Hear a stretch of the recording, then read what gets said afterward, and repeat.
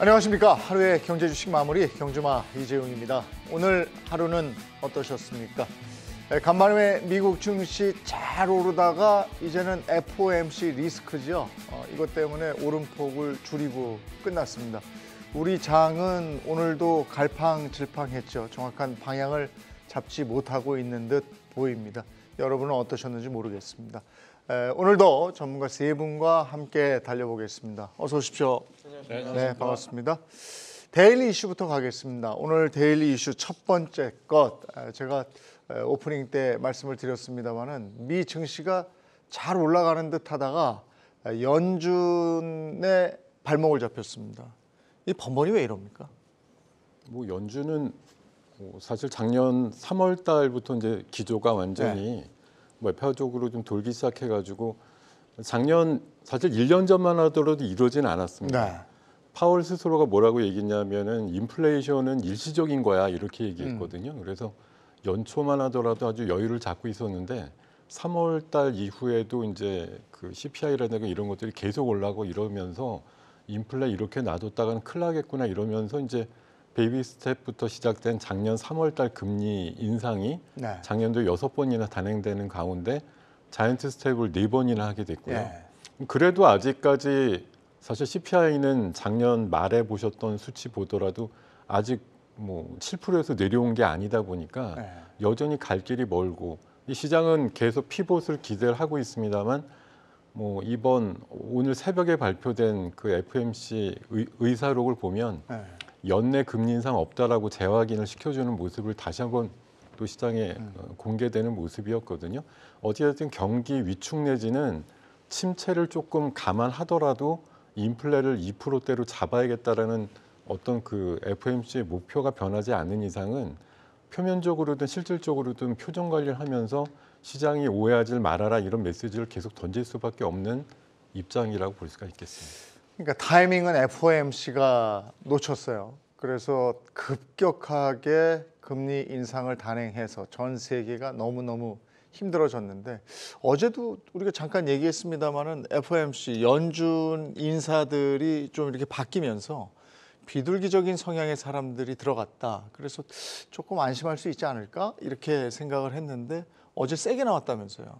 예, 일단 전일자에 나온 얘기를 보면 대략 5.4%, 그러니까 타겟 그 레이트를 5.4% 정도로 잡는 모습인데 사실 근데 이게 한 달 전에 정확하게 다 얘기가 나왔던 겁니다. 심지어 이제 파월 의장의 입을 통해서 대부분 이야기가 나왔던 내용들이고 사실 이제 2023년에 이제 금리 인하는 없다라는 부분에 대해서도 이미 한 달 전부터 얘기가 나왔던 거죠. 거기에 대한 재확인을 시켜준 것에 저는 불가하다라고 보고요. 사실 이제 5.4% 이러면 되게 높은 수치 같지만 올해 기준으로 이제 베이비 스텝 한 4번 정도 하면 이제 도달이 되는 수치거든요. 우리가 자이언트 스텝이니 빅 스텝이니 이러한 소위 말하는 이제 신조어들이 나오면서 작년 한 해 인플레이션에 많이 시달렸지만 이게 이제 베이비 스텝으로 가는 기조로 가게 되면 사실은 이제 시장의 화두는 다른 방향으로 넘어갈 가능성이 높습니다.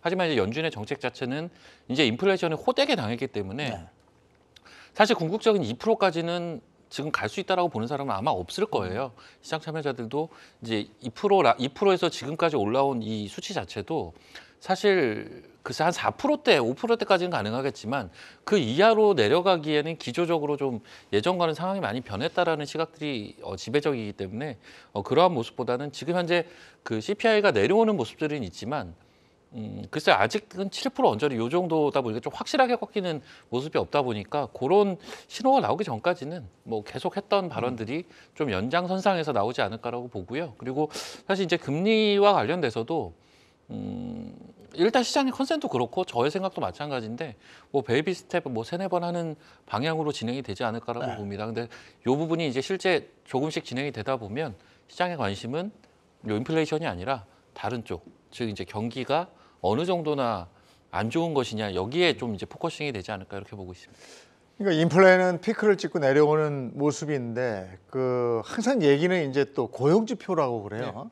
고용 지표가 지금 좋다는 얘기죠. 이게 악재가 된다는 얘기죠. 맞죠. 예전에는 이제 배드 뉴스가 뭐 시장에는 호재가 됐었던 네. 그런 상황인데 지금은 뭐 좋은 뉴스도 어떻게 보면은 인플레라는 금리와 맞물리면서 시장에서는 좋지 않게 해석을 하는 거고 그 좋지 않게 해석을 한다는 것 자체가 이렇게 높은 금리 수준 그러니까 연준의 피봇을 기대하는 시장의 기대치를 충족을 못하고 있다라는 부분이 아마 시장 참여자들이 연준의 생각과 그리고 시장이 가장 좀 다르게 생각하는 그런 요인이지 않나라고 이제 좀 생각을 하는데요.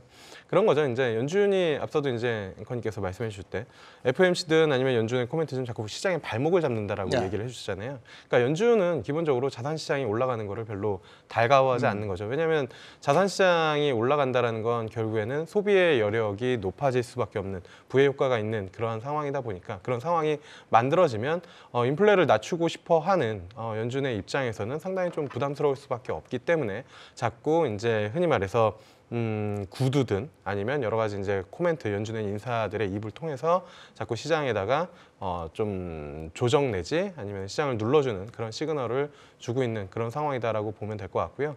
그 다음에 이제 사실 이 금리라는 게 시장에서 계속 연준의 피봇을 기대하고 있지만 이번에 FOMC 점도표나 아니면은 연준 의사들의 코멘트들이 계속 강경하게 좀 나올 수밖에 없는 것이 인플레라는 것을 지금 잡지 못하면은 이게 상당히 오래 장기간 이어질 수 있는 그러한 이제 가능성이 있다 보니까 연준에서도 이 금리에 대해서 그러니까 하이 앤 롱걸 그러니까 높은 금리 그러니까 예전보다 높은 금리의 수준을 상당 기간 뭐 지속할 것이다라는 시장에 이제 뉘앙스를 주는 거고요. 여기에서 이제 마찬가지로 임금 쪽 고용 시장을 계속 이제 보는 이유가 그러니까 스티키하다라는 표현을 되게 많이 하잖아요. 그러니까 다른 물가들 같은 경우에는 어떻게 보면은 올라왔다가 에너지 같은 경우에는 유가나 아니면 기타 원자재에 의해서 반영을 하는 그러한 이제 물건 같은 경우에는 어떻게 보면은 가격이 낮아질 수 있는 그런 요인들이 있는데 우리가 그런 얘기들 하잖아요. 뭐 월급 빼고 다 오른다. 네. 근데 월급은 한 번 오르면 잘 빠지지가 않죠. 네. 그렇기 때문에 이게 되게 끈적끈적한 스티키라는 표현을 쓰는데 이것 때문에 이제 고용 시장이 좋으면 어쨌든 계속 인플레이션을 지속시킬 수 있는 요인이 있다 보니까 연준에서는 고용 시장에 대한 코멘트를 계속하고 그래서 이제 어떻게든 경기를 좀 쿨다운, 그러니까 다운 시켜가지고 인플레를 잡으려고 노력을 계속하고 있고 시장에다 그런 시그널을 주고 있는 그런 상황이다라고 해석을 하면 될 것 같습니다. 그러니까 고용 지표가 괜찮으면 그 노동자가 우위를 점하는 시장이 되고 노동자가 우위를 점하고 있으면 임금을 올리기 때문에 임금이 올리면 또 물가가 올라가고 인플레이션 효과가 있다 이렇게 보는 것 같더라고요. 그리고 또 하나가 FOMC 의사록이 발표되면서 2년물 국채 금리가 또 올라갔죠. 네, 뭐 조금 오르는 모습이 나오긴 했습니다만 전반적으로 뭐 2년물, 10년물 이렇게 좀 상관관계라든가 역전 현상 같은 것들을 좀 추이를 보셔야 되는데요. 뭐 지금 10년물 같은 경우는 생각보다 그렇게 급등하거나 이런 모습은 아니고 네. 3.7대 정도 부분에서 좀 안정세를 나타내는 측면입니다. 방금 말씀 주신 것들을 조금 첨언을 하자고 하면 고용 지표가 지금 최근에 이제 빅테크 같은 데서는 해고를 굉장히 많이 하거든요. 네. 그런데도 이제 굉장히 사실 고용 지표의 큰 부분을 차지하는 뭐 소비라든가 유통 쪽에서는 사람이 없어서 이제 계속 고용을 하고 싶기도 하고 또 최근에 뉴스들 보시면 나오지만 임금 인상률이 굉장히 높아요. 네. 이번 코로나 때 사람을 못 구해서 일을 못 하게 되다 보니까 사람들을 쉽게 놓아주거나 이러고 싶지 않은 고용주들의 이제 마음들 때문에 임금을 많이 올려서라도 붙잡고 있겠다 이런 사람들이 의외로 많더라고요. 그러니까 이런 모습이 나오니까 고용 지표는 여전히 화랑이고 또 그에 따라서 소비 심리라든가 소비 지표가 별로 꺾이지 않는 모습이 나오니까 연준이 금리를 이 정도 올렸으면 상당히 시장이 반응을 해줘야 되는데 네. 아마 속으로 굉장히 당혹감을 가지고 있을 겁니다. 이 정도씩 올렸는데도 미국이 여전히 괜찮냐라는 게 오히려 이제 지금 향후에 금리에 대한 부분에 대해서 지금 물론 연준이 이번 의사록에서 5%대 초반 정도로 나름대로 올린 것으로 또 발표가 되긴 했지만 이번 신년 들어서 또 미국의 흔히 말하는 이제 빅마우스들도 있거든요. 네. 나름대로 시장에 내가 영향력을 꽤 주고 있다라는 뭐 마이클 버리라든가 댄 나이스 같은 그런 사람들은 정점이 아니라고 얘기를 해요. 인플레이션 정점은 다음번에 또 온다라고 얘기를 하고 있거나 금리 6%까지는 올라가야 된다 이렇게 얘기하는 사람들도 최근에 있습니다. 자, 우리가 지난 한 해 정말 지겹게 얘기했던 연준 얘기를 또 안 할 수가 없고 그래서 첫 번째 이슈로 연준에 대한 얘기 나눠봤습니다. 두 번째는 오늘 국내 증시의 은행주 강세예요. 이게 어떻게 보면 부동산하고 또 연계가 있는 거죠? 그렇죠. 뭐 부동산 뭐 대출 규제라든지 네. 뭐 이러한 대출에 대한 규제를 좀 완화해주게 되면 은행은 또 이제 전형적인 은행 입장에서 이제 수익성 사업이다 보니까 네. 해당 사업을 통해서 또 실적이 늘어날 수 있는 부분들이 열리게 될 것이고 거기에 따라서 밸류에이션이 또 싸다라는 원래 은행주가 좀 멀티플을 싸게 받는 업종이기도 하다 보니까 이러한 것들이 좀 얽히설키 엮여서 금일 이제 은행주의 강세 현상을 좀 불러일으켰다라고 볼 수가 있는데 거기에 한 가지 이제 작년 말에 이제 대표적인 또 배당 예. 성향의 그런 주식들이거든요. 그래서 그러한 부분도 같이 좀 작용이 된 것 같습니다. 하지만 이 모든 것들을 감안하더라도 사실 오늘 은행주가 올라오는 모습들을 보면서 약간은 좀 놀라기는 했어요. 이렇게까지 올라가야 되나? 네. 사실 주식 좀 하신다는 분들이 은행주에 관심 있게 그렇게 트레이딩을 하시는 분은 저는 사실 본 적이 거의 없거든요. 네. 제가 정말 오랫동안 주식을 하면서. 근데 이제 오늘은 이제 소위 말해서 이제 단기적으로 수급이 들어오는 종목들을 우리가 뭐 검색기라든지 이런 걸 통해서 추출하지 않습니까? 네. 막 KB금융, 신한지주 이런 게 뜨길래 네. 조금 당혹스럽더라고요. 그래서 오늘 시장이 좀 그런 시장이었다라는 건데 다시 처음으로 돌아가서 결국은 이러한 것들도 어떤 도화선이 됐겠죠. 부동산 대출 규제 완화나 이러한 정책에 대한 부분들도 도화선은 됐겠지만 약간 과하게 움직이지 않았나라는 생각은 지울 수가 없고 이거는 최근 시장의 성격과 좀 저는 비슷한 그러니까 최근 시장 보면 빠지는 종목은 또 무지막지하게 빠지고요. 네. 어제 같은 경우 보면 삼성전자 한 4% 5% 땡기고 하이닉스 7% 땡기고 네. 그러니까 뭐 대형주나 뭐 안 그런 거나 이 극명하게 매일매일 좀 갈리는 즉 변동성이 굉장히 심한 장이거든요. 그러다 보니까 은행주마저도 굉장히 높은 변동성을 보여줬다라는 최근 시장의 성격 때문에 나타나는 현상이 아닌가 뭐 이런 생각을 하고 있습니다. 제가 알기로도 은행주가 굉장히 무거운 주식으로 알고 있는데 은행주가 같단 말이에요. 네. 그렇다면 이제 우리 시장 참여자들은 궁금한 것은 계속 갈 거냐, 네. 그냥 일시적인 현상이냐 이건데 지금 뭐 일시적인 거 아니냐 이런 얘기를 해주신 것 같아요. 네. 어떻게 보십니까?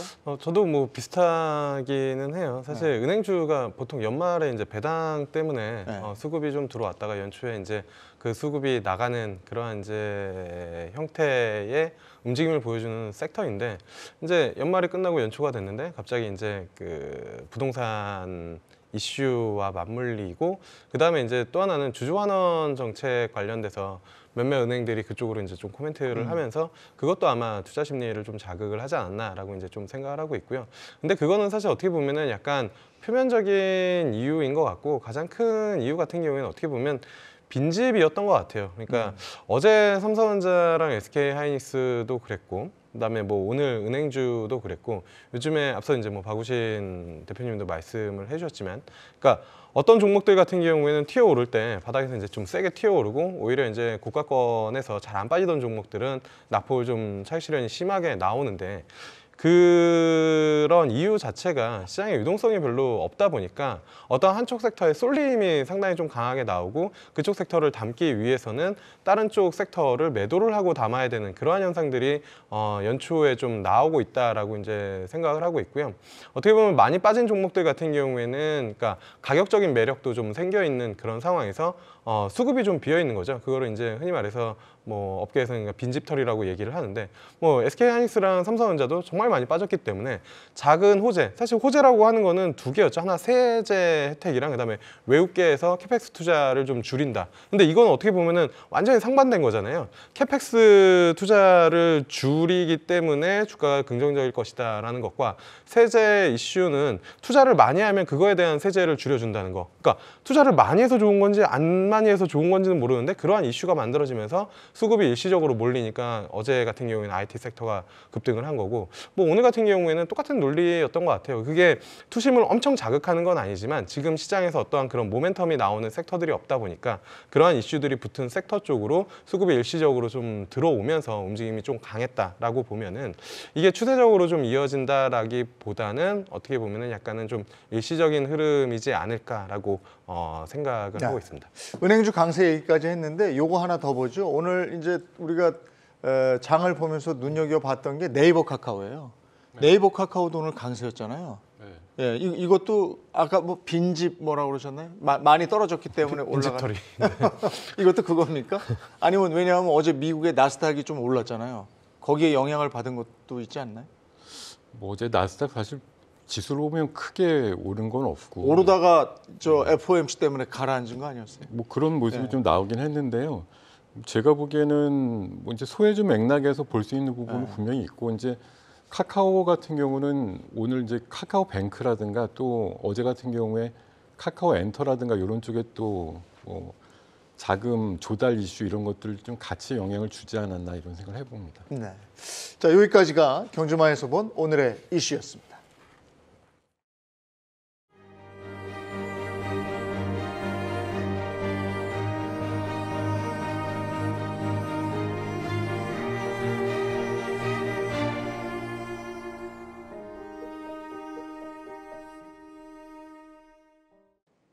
어제 반등을 좀 해줘서 시장이 좀 도는가 이런 기대감이 있긴 있습니다만은 근데 시장의 반대 매매에 대한 불안감이 여전하다 이렇게 되어 있습니다.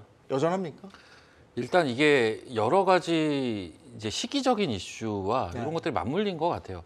때마침 이제 끝났지만 양도세 이슈가 있었고 네. 배당락 이슈가 있었고 요걸 이용한 외국인들의 어떤 수급적인 하방 공격도 이게 동시다발적으로 벌어진 건데 그 상황에서 딱 1월 1일 또 되자마자 이제 그 140에서 130까지 내려줬던 요 신용 담보 비율을 다시 원상복귀 한다라는 얘기죠. 네. 이게 이제 한 6개월 전부터 시행을 했던 건데 물론 이 제도를 적용하지 않고 있던 데도 있었습니다. 제가 알기로. 그런데 이 부분을 또 이용하고 있던 이제 투자자들 입장에서는 기본적으로 풀리자마자 이게 풀리자마자 바로 반대 매매가 나갈 수 있는 상황에 계좌가 놓일 수도 있는 거죠.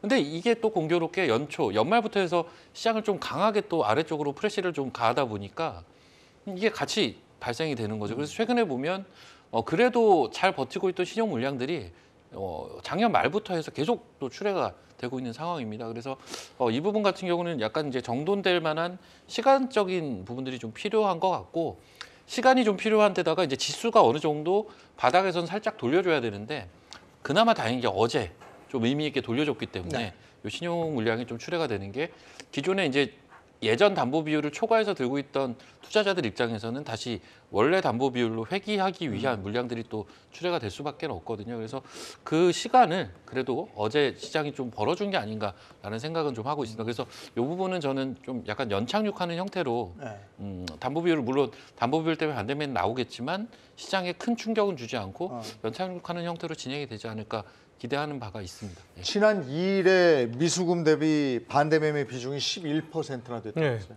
예. 그날 아마 그 시장을 보신 분들은 아실 거예요. 연초에 시작을 했는데 네. 아침부터 지수가 이제 쭉 빠지더니 2000선을 이제 하회, 그러니까 2200선을 이제 하회를 장중했죠. 근데 그게 정확히 저점을 찍은 시간이 10시 반이거든요.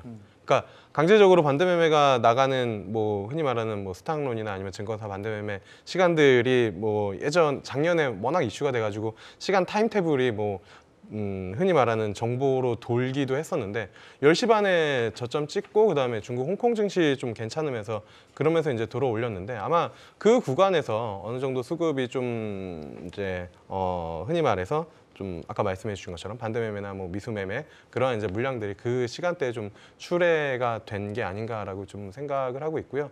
아무래도 이제 그런 비중들을 연초에 좀 맞춰 놨기 때문에 앞서 뭐 박우신 대표님 말씀해 주신 것처럼 뭐 천천히 장중에 뭐 움직임에 따라서 그 앞전의 흐름만큼 막 급격하게 쏟아지는 형태는 어느 지수가 이제 뭐 저점을 강하게 이탈되지 않는다라고 하면은 장중에 좀 소화되는 그런 움직임들이 좀 나오지 않을까라고 생각을 하고 있습니다. 역시 이런 것들이 시장을 끌어내리는 트리거는 되지 않을 것이다 이렇게 보십니까? 뭐 제가 보기에도 금액 자체 절대값이 그렇게 네. 크지는 않기 때문에 아침에 뭐 한 2~30분 정도 잠깐 혼란을 줄 만한 이슈라고 제한적으로 생각하는 게 맞을 것 같습니다. 예. 우리가 이제 어제 증시를 보면서 우리 증시가 조금 그 바람인데 그 우리 증시가 좀 이렇게 오르는 우상향 쪽으로 좀 돌아줬으면 하는 게 있잖아요. 네. 근데 그렇게 되기 위해서 그 선행돼야 되는 게 뭐가 있고 그렇게 가기 위해서 요게 또 보이면 안 된다 하는 건 또 뭐가 있습니까?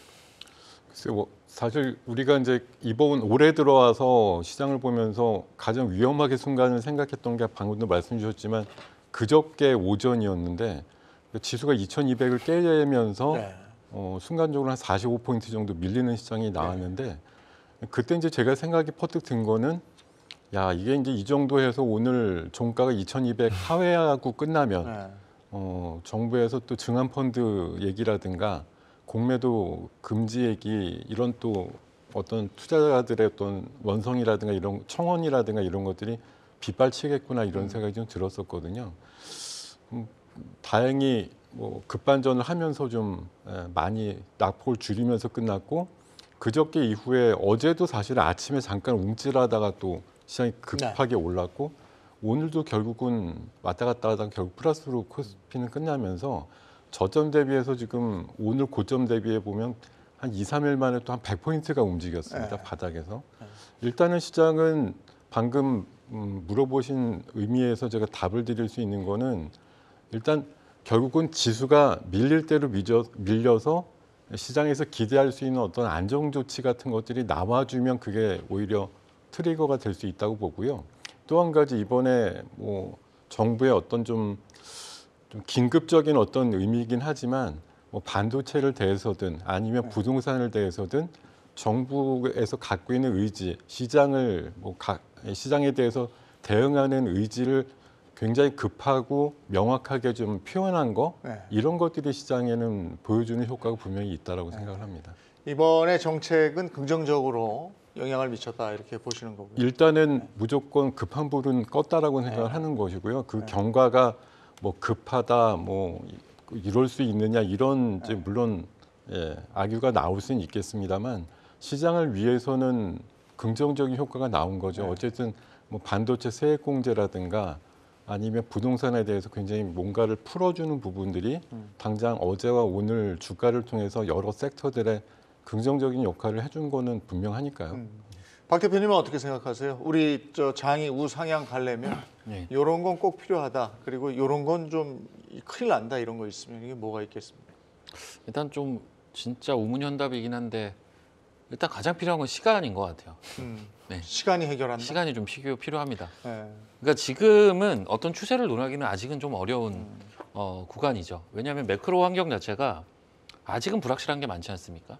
그리고 이제 사실 아직까지도 연준 이야기 나올 때마다 인플레이션 얘기를 우리가 안 할 수가 없게 되는데 그리고 각종 뭐 CPI나 고용 지표나 뭐 이러한 지표들을 얘기를 안 할 수가 없는데 사실 요 고비를 넘어가면 끝이냐? 그게 아니라 결국은 또 리세션에 대해서 경기가 얼마나 안 좋으냐 이쪽으로 넘어갈 거기 때문에 아직은 넘어야 할 산이 좀 많은 것 같아요. 그렇다면 이 산을 넘어야 사실 우상향의 추세는 나오지 않을까라고 보거든요. 그래서 그 시간까지가 좀 필요하지 않나라는 생각이고 그래서 이제 사실 우리가 항상 연초에는 그런 얘기 많이 하지 않습니까? 뭐 정강 후약이니 뭐 아니면 전약 후강이니 이런 얘기 많이 하는데 모르겠어요. 이게 대세가 뭔지 모르겠지만 저는 사실 차라리 매도 빨리 받는 게 낫지 않나라는 개인적인 생각도 있고 그래서 저는 약간 전약 후강의 형태를 생각은 하고 있긴 하거든요. 아니 매는 지난 한 해 내내 맞았는데 더 맞아야 됩니까? 지금 마지막 한 방을 안 맞은 것 같아요.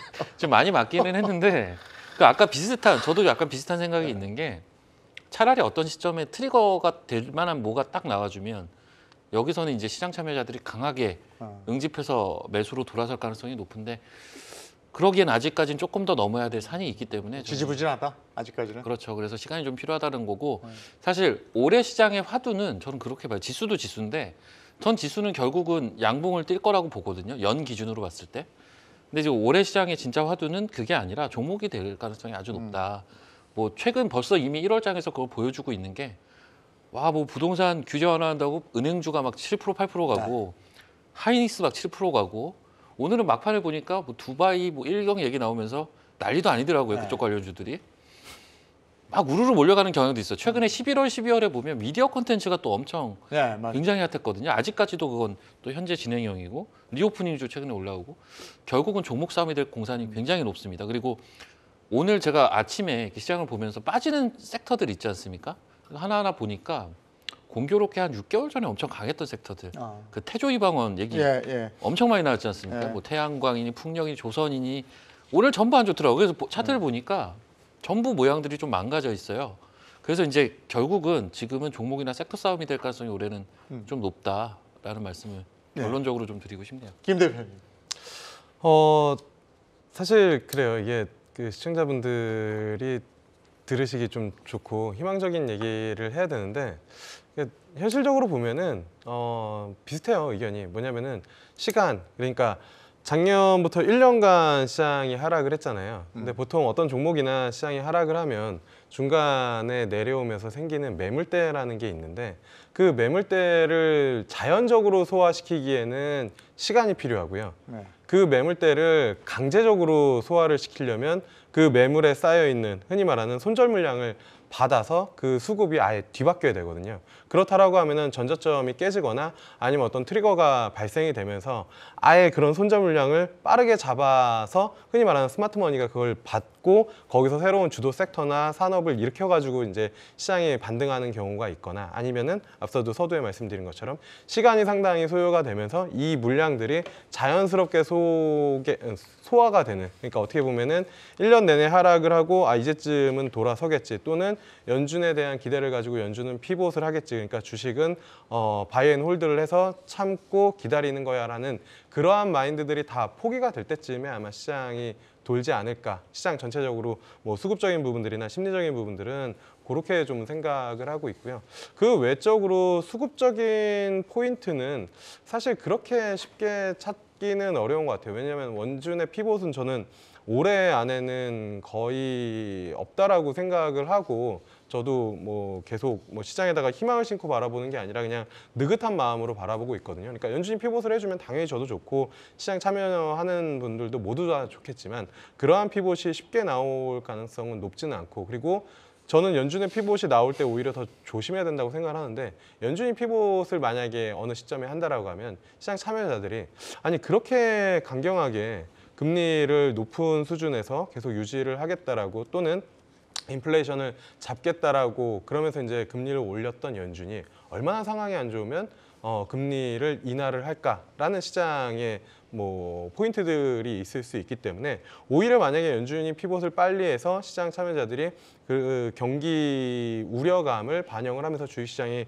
어느 정도 뭐 충격을 받고 수급이 바뀌는 게 어떻게 보면은 가장 빠른 시장을 돌릴 수 있는 시나리오지 않을까라고 생각하고 있습니다. 정책 얘기 하나 더 해보면 반도체 세액공제 얘기는 나왔었는데 디스플레이 얘기가 또 나왔죠. 그러면 디스플레이 시장은 또 햇볕이 비추는 겁니까? 그 디스플레이 쪽이 우리가 이제 뭐 원래 절대적으로 사실은 뭐 몇 년 동안 과거 한 10여 년 동안은 절대적인 어떤 위치를 차지하고 있던 섹터가 많은데 그 특히 이제 LCD 부분은 뭐 작년 정도를 기점으로 해서 이제 중국 시장에 거의 뭐 안방자리뿐만 아니라 거의 모든 타이틀을 내줬다라고 볼 정도로 많이 좀 침체가 돼 있는 상황이고 심지어 뭐 자존심이었던 LG 디스플레이조차도 LCD는 거의 접는 식으로 지금 분위기가 돼 있거든요. 다만 이제 OLED 쪽에 있어서는 우리가 아직까지 좀 우위를 보이고 있는 측면이 있기 때문에 그쪽에 대해서는 뭐 투자를 생각했던 LG나 삼성 디스플레이 쪽에 있어서 이번에 국가전략기술 산업으로 좀 포함이 되면서 반도체와 같은 세액 공제를 받을 수 있는 길이 좀 열려 있다는 차원에서 투자가 조금은 활성화될 가능성이 높지 않나 그렇게 전망을 하고 있습니다. 네. 이게 이제 세액공제 그 부분이 대기업이 25%고 중소기업이 최대 35% 적용이 된다는 거죠. 그렇죠. 이 정도면 이제 도움이 되는 거잖아요. 뭐 된다면요 도움이 당연히 될 거고 이제 업계 내에서는 당연히 환영할 만한 일인데 그 사실 이제 먼저 얘기가 나온 건 반도체이지 않습니까? 근데 이제 공교롭게 몇 가지 이슈들이 동시다발적으로 좀 나왔어요. 한 이틀 전에 나왔던 것 같고, 그래서 아마 이틀 전에 그 소위 말해서 이제 PCB 업체들이 먼저 주가를 돌리는 모습이 있었고, 전일자에 이제 반도체 기업들이 주가를 또 강하게 돌리는 모습이 있었죠. 오늘 장에서는 일부 조정이 있었는데, 이 트리거가 됐던 요 세제 개편 관련돼서 세제 지원안 관련돼서 이게 정치적으로 좀 풀어야 될 이슈들이 좀 있는 것 같더라고요. 그래서 그러한 부분들을 이제 처음에는 이제 얘기가 나오니까 이게 굉장히 주가 자체가 바닥권에서 이제 기고 있던 종목들이 다수가 속해 있다 보니까 이 호재를 반기는 모습으로 강한 시세 분출을 단기적으로 하루 이틀 보여줬다면 이제 오늘은 이제 현실로 돌아오는 거죠. 그래서 이게 실행이 지금 된다라는 건 바로 아니니까. 되는 게 아닌데 뭐 이렇게. 그리고 또 실행이 되는 데 있어서 넘어야 될 난관들이 있고 이 난관에서 어떤 노이즈가 또 발생할지 모르고 뭐 그러한 부분들을 좀 보게 된 게 아닌가라는 생각을 합니다. 그래서 분명히 호재는 맞는데 이게 모든 걸 또 뒤엎을 만한 호재, 그러니까 즉 상승 추세를 만들 만한 호재는 아니에요.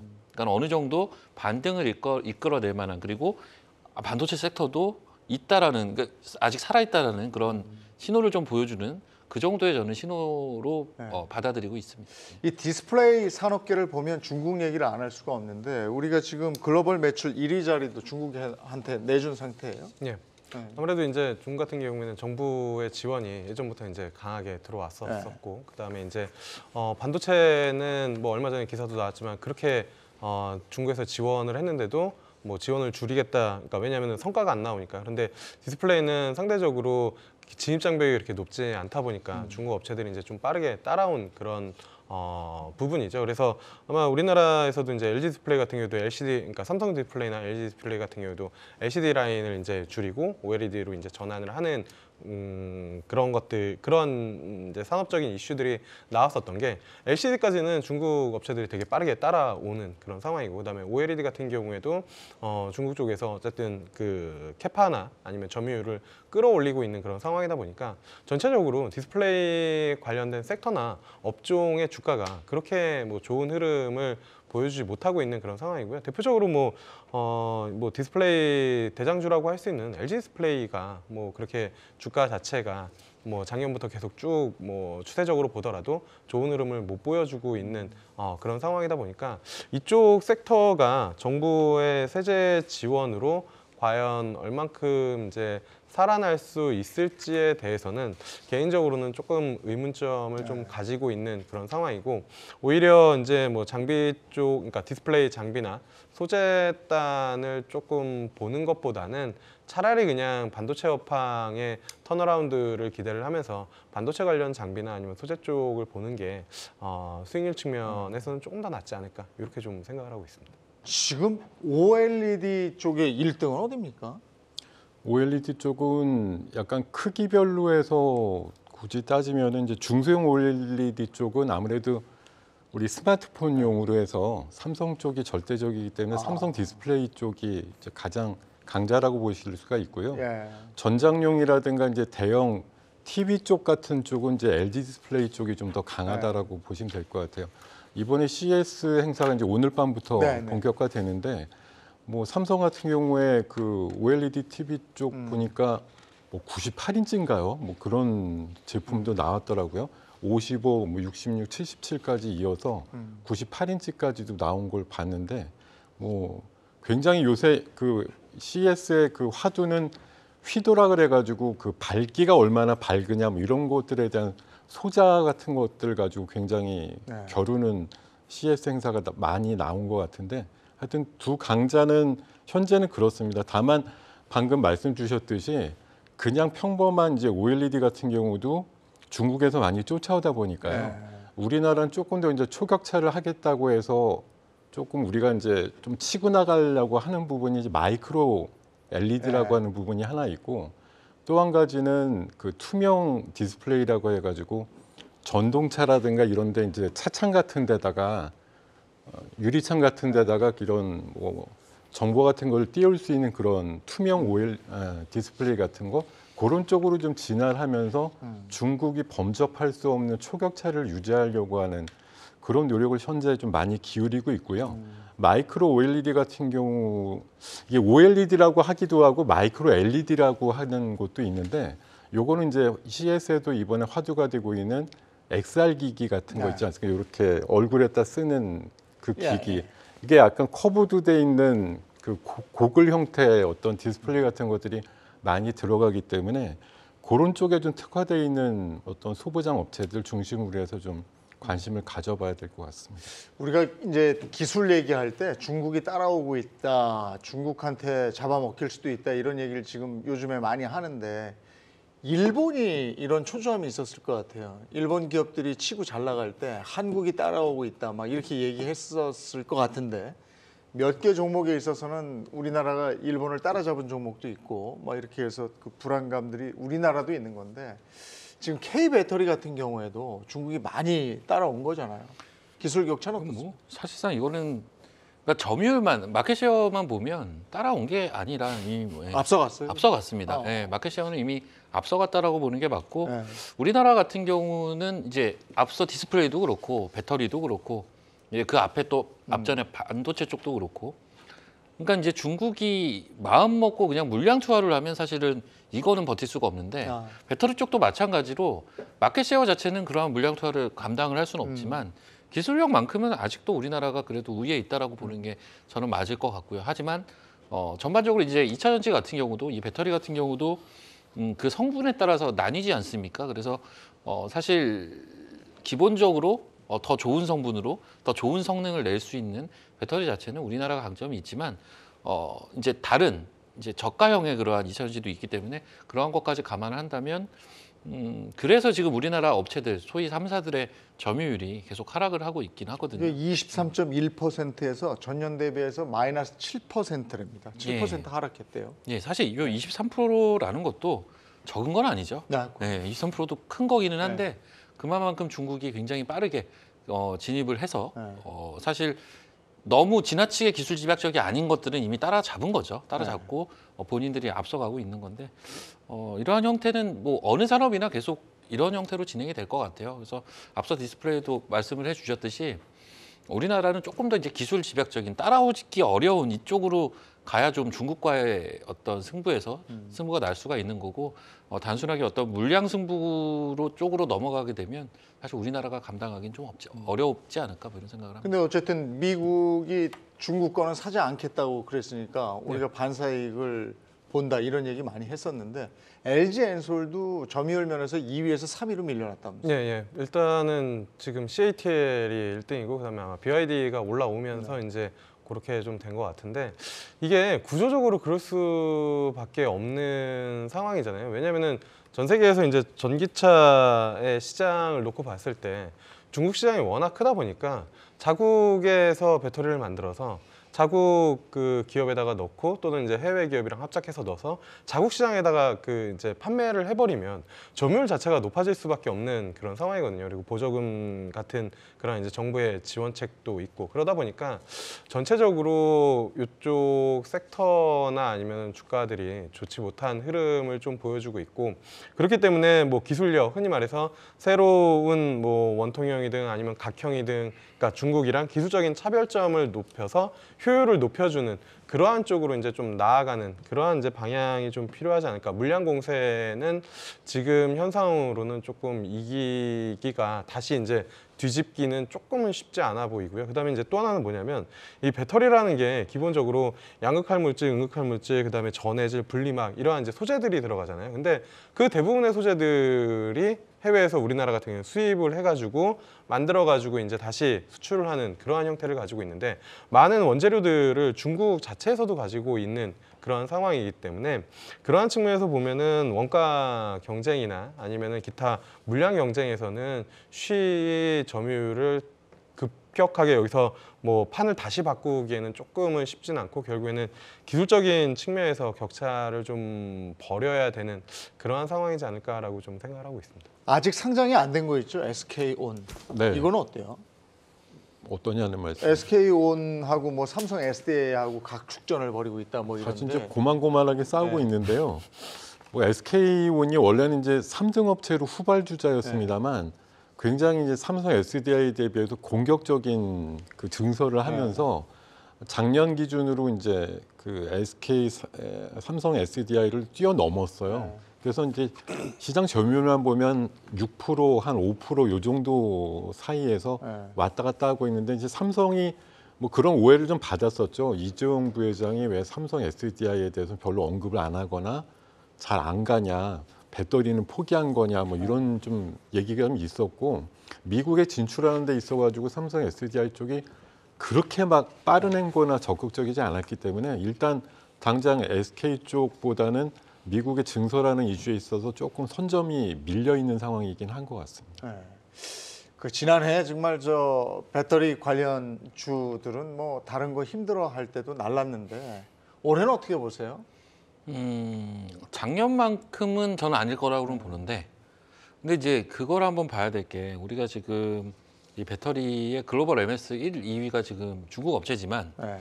사실 우리가 상징적으로 이제 우리나라 배터리 주가를 볼 때 해외 쪽 업체를 참고한다면 아무래도 이제 테슬라를 좀 보지 않을까라고 보는데 테슬라가 정말 많이 빠졌습니다 최근에. 사실 한 달 동안 빠진 것만 해도 네. 반토막 이상 났거든. 한 달 동안만. 지난밤에 조금 오르긴 했지만 아직은 뭐 갈 그쵸. 길이 멀죠. 뭐 개인적으로는 100불이 만약에 깨지면 사야 되지 네. 않을까라는 생각을 저는 네. 개인적으로는 그냥 하고 있는데 얼마 전에 이제 100불 초반까지도 갔다 왔었죠. 그런 상황에서 나오고 있는 현재 2차 전지 섹터들 대표 종목들의 요 정도의 주가 흐름이라면 저는 이게 사실 어떻게 생각하느냐 차이지만 저는 굉장히 강하다라는 생각은 해요. 생각보다는 잘 버티고 있다라는 생각은 합니다. 그래서 작년만큼의 어떤 주가 상승 퍼포먼스를 보여주기는 조금은 버겁겠지만 그냥 끝날 만한 섹터는 저는 절대 아니라고 보고요. 네. 전기차가 계속 가능하는. 그렇죠. 그리고 이제 주가 측면에서는 정말 이제 강하게 소위 템베거가 나올 종목들도 아직은 있다라고 보고 다만 이제 기존에 많이 회자가 됐던 종목들보다는 이 시장이 이제 본격적으로 또 커지면서 여기에서 도약을 할 수 있는 이제 중소기업들이 좀 있을 거거든요. 네. 그런 기업들 같은 경우는 차별화돼서 좀 움직일 수 있는 여지는 좀 있지 않을까 뭐 이런 생각 해봅니다. 어제 IPO 시장을 점검을 해봤거든요. 새해 IPO 시장이 어떻게 될까 이런 얘기를 했는데 마켓컬리는 상장 연기했죠. 예. 네. 지금 무슨 뭐- 이유입니까? 아무래도 그런 거죠. 뭐 유동성이 부족하다 보니까 보통 증시가 좋을 때 증시에 들어와야 보통의 밸류보다 조금 더 오버 밸류를 받으면서 좋은 시가총액을 형성을 하고 그다음에 이제 뭐 상장 기업 같은 경우에는 자금을 이제 받아올 수 있는 주식시장에서 자금을 조달할 수 있는 건데 상장을 하면서 근데 뭐 시장 자체가 이제 뭐 유동성이 별로 높지 않고 그다음에 이제 시장이 어렵다 보니까 지금 상장하면 아무래도 이제 그 주식시장에서 조달할 수 있는 자금이나 시가총액이나 아니면은 기업 스스로 가지고 있는 이제 이 정도의 가격을 우리는 가지고 있는데 시장은 그거보다 좀 낮게 형성이 돼서 흔히 말해서 이제 공모에 흥행하기가 힘들다? 힘들다고 이제 판단을 하기 때문에 아마 상장을 좀 연기한 게 아닐까라고 연기한 게 아닐까라고가 아니라 아마 그런 이유 때문에 연기한 것 같습니다. 근데 그 프리 IPO 기업 가치 이게 4조였는데 1조 밑이에요? 네, 현재는 이 정도니까 연기하는 거죠. 뭐 그렇죠. 네. 뭐 작년 여름 기준으로 한창 그 상장 신청 늘 때만 해도 그 정도 가치를 인정받았고 그거에 걸맞는 투자 유치를 받았는데 방금 우리 김 대표님 말씀 주신 대로 최근에 시장 상황이 너무 안 좋고 최근에 작은 종목들도 들어오면 공모가 넘는 게 막 쉽지도 않고 이런 상황들이 나오다 보니까 나름대로 체면치레하고 이렇게 좀 해야 되는데 상황이 안 좋고 하니까 그런 것도 있고요. 또 회사 내부적으로는 뭐 그 대주주 지분이라든가 이런 것들이 조금 약한 부분도 조금 그 약점이 되는 부분도 있는 것 같고 조금 내부적인 문제도 좀 있는 것으로 보입니다. 상장 철회한다는 건 아니잖아요. 그냥 연기하는 거죠. 철회라는 표현은 쓰지는 않았는데요. 네. 물론 이제 시장이 또 뭐 2,500 넘어가고 3,000 넘어가서 유동성 장세로 돈이 넘치게 되면 해당 종목에 대한 관심도가 굉장히 급상승할 수도 있는 섹터기는 하겠습니다만 현재 분위기로 봐서는 뭐 제가 감히 생각해 보기에는 연내 쉽지 않을 것 같다라는 생각이 드니까 굉장히 좀 무기한 연기 쪽으로 보는 게 일단 맞겠죠. 저희 아파트 보면 아침에 저 방송하러 나올 때 보면 집집이 아침 마켓컬리 쭉쭉 있던데 잘 되는 것 같은데 계속 적자. 사업적으로는 분명히 좋은데 네. 작년에도 매출은 제가 알기로는 1조 한 5천억 정도 나왔습니다만 영업 적자가 2,100억이 나왔거든요. 그러니까 사실 쿠팡도 최근 분기에 뭐 흑자 전환했다 이 얘기지만 물량으로 밀어붙여 가지고 시장 점유율을 가득 해놓으니까 이제 경쟁사들이 떨어져 나가서 혼자 독과점을 하게 되는 부분이지 마켓 퀄리티도 사실 이 판을 벌릴수록 현재 적자는 계속 쌓여가는 상황이죠. 또 하나 이제 그 삼성전자가 2대 주주가 된다는 그 레인보우 로보틱스죠. 이게 어제 그제 날랐는데 오늘도 이제 살짝 올라줬어요. 근데 토론방에 보면 이게 계속 간다, 뭐 한번 반짝 간 거다, 뭐 설왕설래가 있어요. 어떻게 보세요? 일단 이거는 당연히 설왕설래가 있을 수밖에 없는 게 밸류에이션을 보면 말이 안 된다라고 할 수가 있고요. 이게 지금 시가총액이 7천억, 8천억 막 이럴 거예요. 연매출이 지금 100억 좀 넘는데 물론 이제 흑자입니다. 흑자 기조는 유지를 해주고 있는데 밸류에이션 가지고는 이건 당연히 말이 안 되는 거고 이제 더 간다는 입장은 삼성전자 아니냐 이겁니다. 그래서 제가 이제 거기서 투자한 거 아니냐? 우스갯소리로 그 얘기를 했어요. 삼성전자가 이게 3만 원에 들어온 거거든요. 3만 원에 뭐 한 500억 정도 이렇게 들어온 건데 10% 밸류 받아서 들어온 건데 다른 종목들 보면 이제 뭐 삼자유증이라든지 이렇게 투자 유치를 받게 됐을 때 기업 입장에선 당연히 돈이 생기니까 좋고 그 투자를 한 기업과의 시너지를 생각해서 주가가 움직이기도 하지만 이렇게 판이 벌려지자마자 갭을 이렇게 벌려가지고 주가가 올라간다?